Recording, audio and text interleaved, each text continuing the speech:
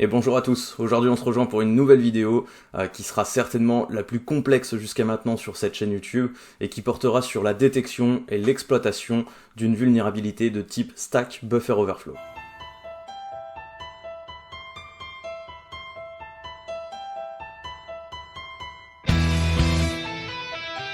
Jamendo.com.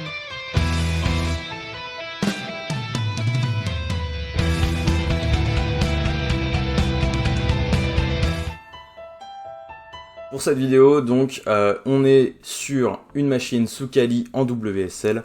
J'ai un fichier sayhello.c. Si je fais un cat dessus, on voit que c'est simplement un petit fichier écrit en C, donc avec la fonction main qui renvoie l'argument passé en paramètre dans une fonction vuln et ensuite fait un return 0.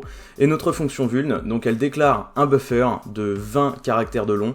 Elle copie en fait le fichier passé en argument, la chaîne de caractères passée en argument dans notre buffer et ensuite elle fait un hello avec l'argument passé en paramètre. Donc c'est pour ça que ça s'appelle sayhello, vous faites un sayhello toto, ça va vous dire hello toto. Ici donc ceux qui auront l'habitude verront tout de suite que c'est la variable buffer qui est vulnérable, puisqu'on lui déclare une taille fixe limitée à 20 caractères, mais qu'on ne vérifie pas la longueur de la chaîne fournie en paramètres par l'utilisateur, et c'est là-dessus qu'on va jouer. On va d'abord faire un point sur l'explication des registres, le fonctionnement de la pile mémoire, et ensuite on verra comment exploiter ce buffer overflow, ce stack buffer overflow pour exécuter un shellcode. Alors le mieux pour vous expliquer le fonctionnement de la pile, je pense, c'est de faire une voix off avec quelques schémas qui vous permettront de mieux comprendre et de mieux appréhender ce que je vais expliquer. Pour exécuter des instructions, le processeur utilise le principe de la pile, qu'on appellera stack en anglais. Une pile est une zone mémoire dans laquelle on peut stocker temporairement des registres. Ces registres servent à empiler des données, comme à la manière d'une pile d'assiettes, puis ensuite à les dépiler pour les utiliser. Il existe plusieurs registres, notamment EIP, ESP ou EBP dans le cas d'un processeur Intel 32 bits. EIP contient l'adresse mémoire des prochaines instructions qui seront exécutées. Il faut bien comprendre que pour chaque jeu d'instructions, le processeur va créer une zone mémoire dédiée, ou plutôt une fenêtre mémoire, qu'on appellera stack frame, délimitée par les registres EBP et ESP. Cette zone mémoire est dédiée au jeu d'instructions actuel. Lorsque la pile du registre ESP est pleine, c'est-à-dire quand la stack frame est pleine, son contenu est envoyé dans EIP pour être exécuté. Le registre EBP est ensuite remplacé par le registre ESP pour passer au jeu d'instructions suivant. Dans un programme comportant une variable avec une taille définie, comme c'est le cas ici avec notre variable buffer qui est définie pour recevoir une chaîne de caractères de 20 caractères de long, s'il est possible d'insérer plus de contenu dans la variable que la taille initialement prévue, on parle alors de dépassement de tampon, soit buffer overflow en anglais. Il est possible d'exploiter ce débordement de tampon en écrivant des instructions supplémentaires dans les registres. On parle alors d'écriture de shellcode. Il suffit ensuite d'inscrire de la même façon entre les registres EBP et ESP, donc à partir du début de la stack frame, l'adresse mémoire des instructions supplémentaires à exécuter. Cela engendre une exécution de code arbitraire en mémoire. On exécute notre shellcode. Maintenant que le fonctionnement de la pile est clair, on va pouvoir passer à l'exploitation de notre buffer overflow.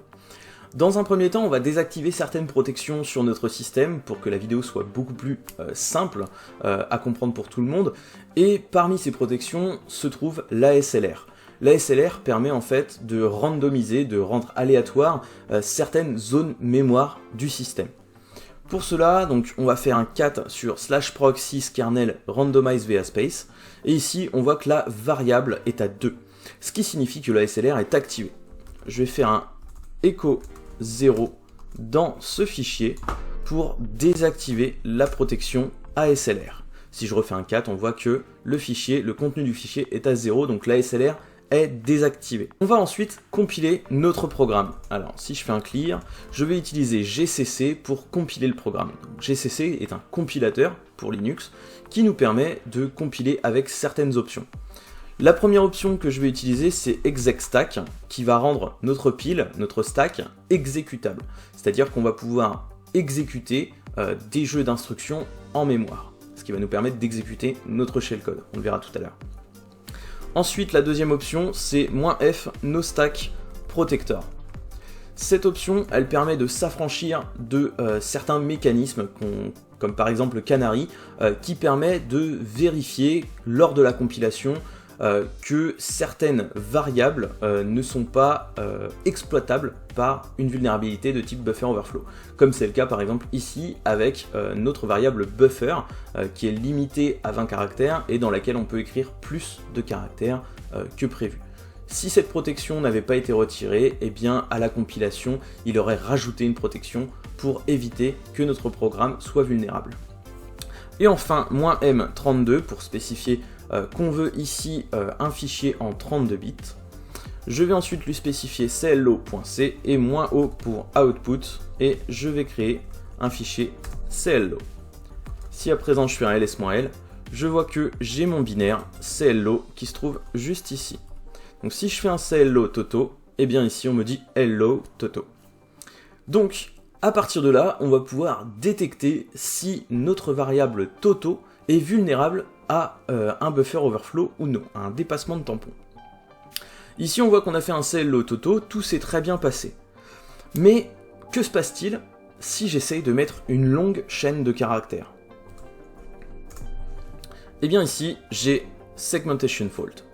Ce qui signifie que notre programme s'est arrêté de manière inopinée, quelque chose s'est mal passé. Si quelque chose s'est mal passé, cela signifie potentiellement que j'ai pu écrire plus de données que prévu et donc surcharger certains registres. C'est ce qu'on va voir tout de suite avec GDB. GDB, c'est un debugger qui nous permet d'exécuter des binaires, comme ici hello, et de voir l'état des registres en mémoire. Ici, on va utiliser un petit module pour GDB qui s'appelle GDB PEDA, qui est en fait ici un outil d'assistance pour le développement des exploits Python pour GDB. L'installation est assez simple, il suffit de cloner le repo, donc ici avec un simple git clone, donc moi je l'ai déjà fait, et ensuite on crée un fichier GDB init, et lorsqu'on va utiliser GDB avec notre programme clo, ici, on voit qu'on est sur GDB PEDA. Ce qu'il va falloir regarder à partir de maintenant, c'est si j'exécute mon programme clo avec une chaîne de caractères beaucoup plus longue que prévu dans notre variable buffer, qu'est-ce qui se passe? Est-ce que j'arrive à écrire dans d'autres registres? C'est ce qu'on va appeler la surcharge de registres. Et bien pour cela, je vais faire un run avec plein de A. Et ici, je reçois bien un programme receive signal 6ev, segmentation fault, ce qui signifie que notre programme a planté. C'est une bonne nouvelle. Et ici, je vais regarder, donc je retrouve mes registres, EBP, ESP, EIP. Donc on rappelle EBP début de la stack frame, ESP fin de la stack frame. On le voit d'ailleurs, ici il a reçu 21A. Et ici EIP, c'est l'adresse mémoire du jeu d'instructions à exécuter. Et ici on voit que, eh bien, on n'a que des A. Ce qui signifie que dans EIP, donc le registre dans lequel on va exécuter le jeu d'instructions, eh bien, on se retrouve avec ce qu'on avait passé en paramètres. Ce qui veut dire que, à la place de plusieurs A, si je mets un shellcode, eh bien EIP va pouvoir l'exécuter. À présent, ici on voit que ESP, qui est en fait la fin de la stack frame, on a 21A, alors qu'ici, on en a passé quand même beaucoup plus. Eh bien, notre buffer, il a une taille. Et tant que cette taille n'est pas remplie, eh bien, ça reste dans la stack frame actuelle. Et en fait, tout ce qui va être au-delà des 20 caractères, ça va déborder et ça va surcharger les registres. Et c'est à partir de ce débordement qu'on va pouvoir exécuter notre shellcode. Et donc, on va devoir trouver cet endroit dans la mémoire, puisque là, on a vu le code source, mais on n'est pas censé savoir la taille définie pour notre variable buffer.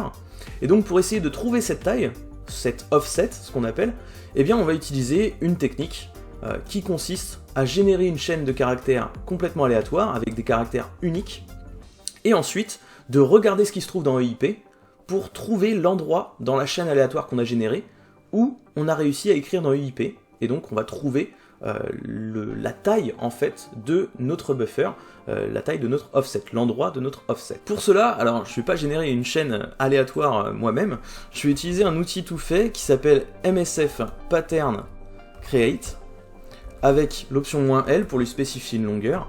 Ici, je vais créer une chaîne de caractères de 100 caractères. Je vais faire un run de cette chaîne de caractères. Et ici, je vais prendre les données que j'ai dans EIP.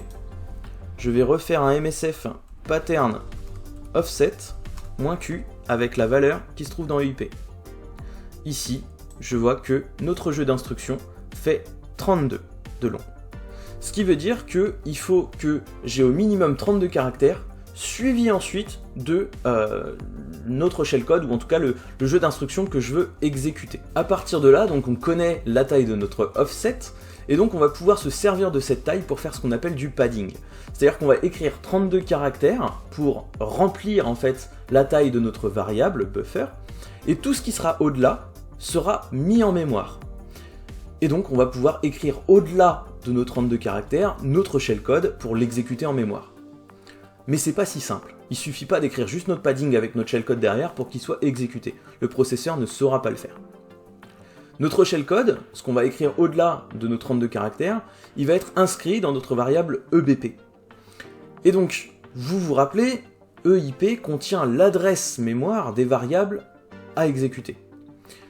Et donc, du coup, ce qu'il faut, c'est récupérer l'adresse mémoire du jeu d'instruction précédent, donc le $ESP de la stack frame précédente, pour pouvoir l'insérer dans EBP et sauter dessus pour qu'il soit exécuté par EIP.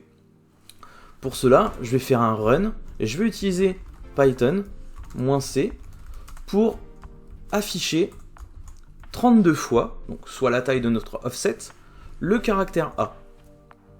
Ici, notre programme a planté. Je vais faire un info frame. Ici, je vois previous frames sp in ESP. Donc, je vais pouvoir faire un print de $ESP. Et ici, on a l'emplacement mémoire de la variable $ESP, donc du registre ESP de la stack frame précédente. Donc, je vais me caler dessus pour pouvoir exécuter notre shellcode. Donc, ici, si je fais un kit, je vais pouvoir faire un say hello avec $Python -c. Je vais refaire mon print A x 32. Plus ici, je vais indiquer l'adresse mémoire donc de ESP, donc l'adresse mémoire de la fin de la stack frame précédente, et je vais l'inscrire en Little Indian. C'est un encodage en fait qui est utilisé par les processeurs Intel 32 bits. Donc en fait, je vais utiliser l'option anti/x avec ici 10. Ensuite, je vais remonter D2 et ensuite XFF, XFF. Donc ici, je lui indique le registre ESP de la stack frame précédente pour pouvoir l'exécuter par EIP. Ensuite, je vais utiliser ce qu'on appelle des nops, donc c'est des caractères qui ne sont pas compris. En fait, le processeur va juste passer dessus, ils ne seront pas exécutés. Tout ça pour ne pas avoir notre shellcode réécrit. Ici, par exemple, je vais en mettre une trentaine. Donc de la même façon, x90 x 30, par exemple. Et ensuite, je vais pouvoir insérer notre shellcode. Alors, le shellcode, je ne vais pas le créer tout seul, hein. Je vais utiliser un shellcode qui est déjà tout fait. Ici, c'est juste un shellcode que j'ai trouvé sur Shellstorm qui fait 23 bytes et qui permet de faire un /bin/sh. Donc, ici, notre shellcode, je vais prendre la suite également du shellcode. Hop. Et ici, si je fais ça, on voit que on a bien notre /bin, mais par contre, ça n'a pas été exécuté. Tout simplement parce que notre shellcode, il a peut-être été un petit peu mordu, on va dire, par le jeu d'instructions précédent. Quand ça vous fait ça, il faut simplement rajouter un petit peu de nops. Ici, je vais en mettre 40. Et ici, voilà, notre shellcode a été exécuté et j'ai bien un /bin/sh qui est apparu. J'ai réussi, en fait, avec notre binaire, à dépasser la taille du buffer, à fournir l'adresse mémoire de l'emplacement où j'ai mis mon shellcode pour qu'il soit exécuté dans le registre EIP. Et donc ici, j'ai bien exécuté notre /bin/sh. On voit que ici, je suis avec un UID root donc sur la machine. Voilà, donc je sais que c'est assez complexe à comprendre, j'ai essayé de faire au plus simple pour vous montrer comment fonctionne la stack et comment exploiter cette vulnérabilité de type buffer overflow. Il y a beaucoup de documentation en anglais, mais très peu en français. Et il faut savoir que ici, donc on était sur un processeur Intel 32 bits, le fonctionnement sera complètement différent sur du 64, sur de l'ARM, donc là en plus j'ai retiré beaucoup de protection, voilà, c'est vraiment, j'ai essayé de faire au plus simple, sans protection, pour que vraiment ce soit le plus basique possible. Juste avant de nous quitter, j'aimerais faire un petit aparté pour donner un petit coup de pouce à un ami. Cette personne a des très bonnes compétences et elle souhaiterait passer la certification d'Offensive Security, donc l'OSCP. Mais tout simplement, on n'en a pas les moyens de se payer la certif actuellement. Cette personne, vous la connaissez sans doute, il s'agit de Wakid. C'est une personne qui est dans le besoin aujourd'hui. Il fait beaucoup d'opérations sponsor pour NordVPN, pour essayer justement de se payer cette certification. Et donc, la meilleure des choses que vous pouvez faire, c'est d'utiliser son code promo qui se trouve en description de cette vidéo pour pouvoir lui donner un maximum de soutien afin qu'il puisse passer l'OSCP avec moi prochainement. Bref, je remercie tous ceux qui joueront le jeu. N'hésitez pas également à vous abonner à la chaîne si ce n'est pas déjà fait, à mettre un petit pouce bleu sur cette vidéo si elle vous a plu. Moi je vous dis à très vite pour de nouvelles vidéos et d'ici là, portez-vous bien.